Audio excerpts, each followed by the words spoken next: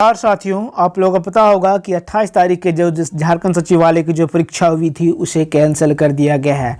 Paper third का जो exam था उसे कैंसिल कर दिया गया है। आप लोगों को पता होगा कि 3 पालियों में एग्ज़ाम हुई थी, पेपर 1 का, पेपर 2 का, पेपर 3 का। तीनों अलग अलग पेपर का अलग अलग पालियों में एक साथ एग्ज़ाम हुआ था, लेकिन पेपर 1 और 2 को अभी तक कैंसिल नहीं किया गया है। पेपर थर्ड को कैंसिल कर दिया गया है क्योंकि एग्ज़ाम के दौरान ही पूरे इंटरनेट पर पेपर लीक की खबरें वायरल होने लगी थी। आप लोगों को पता होगा कि 2017 पदों के लिए पूरे राज्य भर में 735 केंद्र बनाए गए थे, है ना। लेकिन परीक्षा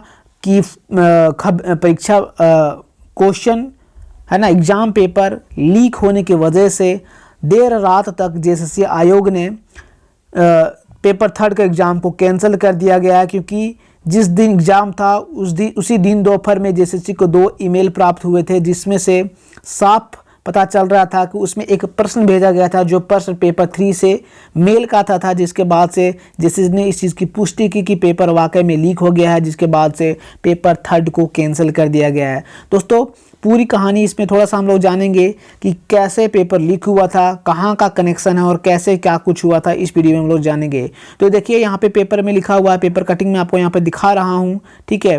पटना और गया में रटाया गया था पूरा आंसर।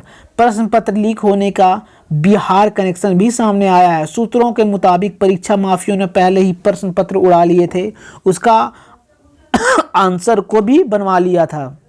बिहार, हरियाणा और राजस्थान के परीक्षा माफिया ने प्रश्न पत्र उड़ाने के बाद मोटी रकम लेकर प्रशास्त्रियों से सौदा किया, ठीक है। फिर उन्हें लेकर पटना के कुर्जी में प्रश्न पत्र के साथ आंसर भी रटवा दिया। फिर उन्हें गया लाया गया, वहाँ के एक बैंक्वेट हॉल में फिर से आंसर रटाया गया। इसके बाद इन्हें लेकर शनिवार रात परीक्षा केंद्र के लिए रवाना हो गई। इसी दौरान पेपर वायरल हो गया। देखिए, इस खबर के मुताबिक से अगर हम लोग चाह रहे हैं इस खबर के वजह से के हिसाब से, तो पेपर जो लीक हुआ है वो करीब 24 घंटा पहले ही, एग्ज़ाम के 24 घंटा पहले ही पेपर लीक हुआ है क्योंकि सारे प्रश्न उन्हें 24 घंटा पहले ही रटाया गया था। और मैं बता दूं कि रांची में करीब हरियाणा की जो गाड़ियां थी वो करीब 1 दर्जन गाड़ियां एक कतार में चलती पाई गई थी, है ना।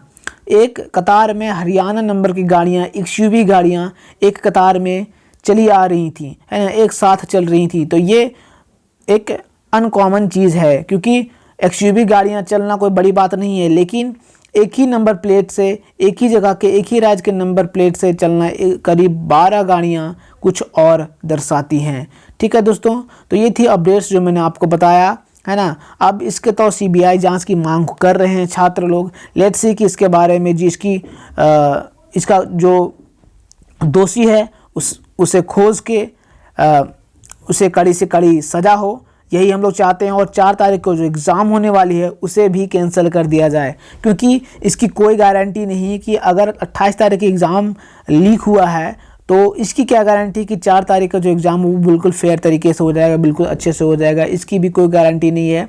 जो 4 तारीख का जो एग्ज़ाम है उसे भी कैंसिल किया जाए और पेपर 1 और पेपर 2 का जो 28 तारीख को एग्ज़ाम हुआ है उसे भी कैंसिल किया जाए क्योंकि अगर कोई लीक किया होगा, अगर कोई सेटिंग किया है तो सिर्फ वो पेपर थर्ड के लिए सेटिंग नहीं किया होगा। जाहिर सी बात है कि पेपर 1 और पेपर 2 का भी उसे आंसर मिला होगा, ठीक है। तो पूरा का पूरा एग्ज़ाम यहाँ पे कैंसिल करना चाहिए आयोग को, ठीक है, और झारखंड सरकार को। लेट्स सी कि इस पे झारखंड सरकार और आयोग क्या निर्णय लेती है।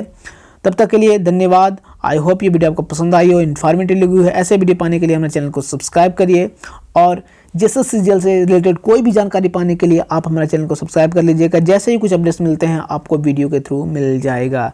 धन्यवाद। जय हिंद, जय जोहार।